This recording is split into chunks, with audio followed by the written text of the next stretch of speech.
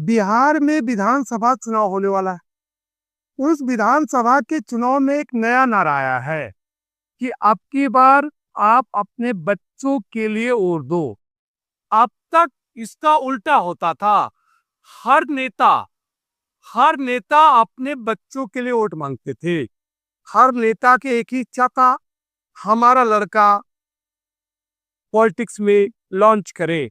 चाहे उसके लिए टिकट के लिए हर संभव नेता प्रयास करता था अपने बच्चों के लिए, फिर भाषण में हर संभव प्रयास करता था। ये हर जगह प्रयास करने का एक ही मतलब था कि हमारा बच्चा जो है वह कहीं ना कहीं राजनीति में आ जाए।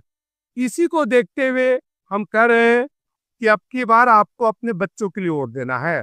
अब बच्चों के लिए वोट देने का क्या मतलब हुआ कि सही एजुकेशन हो, सही मेडिकल फैसिलिटी हो, सही ग्राउंड प्ले ग्राउंड हो। इसे कहते हैं बच्चों के लिए वोट देना। अगर आप अपने नींव को मजबूत रखोगे तो निश्चित तौर पर भारत का जो सपना है 2047 तक हम भारत को विकसित देश बना देंगे। इसमें कोई डाउट नहीं है कि 2047 से पहले ही हम विकसित देश में शामिल हो जाएंगे। क्योंकि आपको पता है, जब देश आजाद हुआ था तो देश को अंग्रेजों लूट के चले गए थे। तो जो भी देश का प्रधानमंत्री पंडित जवाहरलाल नेहरू आए थे, उन्होंने देश की विकास के लिए बोला। तो अंत में बात यही हुई कि देश का विकास तब तक नहीं हो सकता है जब तक गांव का विकास ना हो, और जब गांव का विकास होगा तो निश्चित तौर पर उस जिले का विकास होगा, और जब उस जिले का विकास होगा तो निश्चित तौर पर राज्य का विकास होगा और फिर देश का विकास होगा। इसलिए भारत में एक व्यवस्था शुरू की गई जिसका नाम है पंचायती राज, जिसकी शुरुआत आपको बताऊं 2 अक्टूबर 1959 को राजस्थान के नागौर से शुरू हुई है।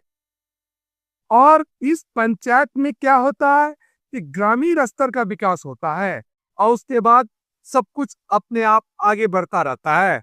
और भारत, आपको बता दूं, पंचायत की शुरुआत करने वाला विश्व का पहला देश है जो इतने छोटे स्तर पर चुनाव को करवाता है।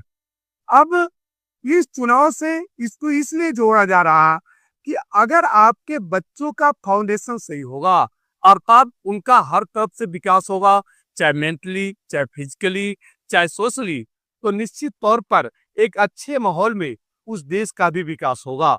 अब बिहार में आपको पता है 243 विधानसभा की सीटें हैं और जिसका 122 सीटें आएगी उसी का सरकार बनेगी, अर्थात उसी पार्टी का चीफ मिनिस्टर बनेगा। चाहे वो डायरेक्ट हो, चाहे वो गठबंधन के साथ हो, चाहे कुछ भी हो, तो 122 के आधार पर यह प्रधानमंत्री, मुख्यमंत्री, जो भी चुनाव होता है, आपको बताऊं, आधे से सीट से जिसके आते हैं उसी की सरकार बनती है। तो मैं इसका समर्थक हूं कि अब की बार आप कोई भी लोकतंत्र में वोट दो, सिर्फ यह मान के चलो कि फाउंडेशन मजबूत होगा, अर्थात बच्चे को जो जरूरी सुविधाएं मिलेगी, तभी इस देश का विकास हो सकता है। तो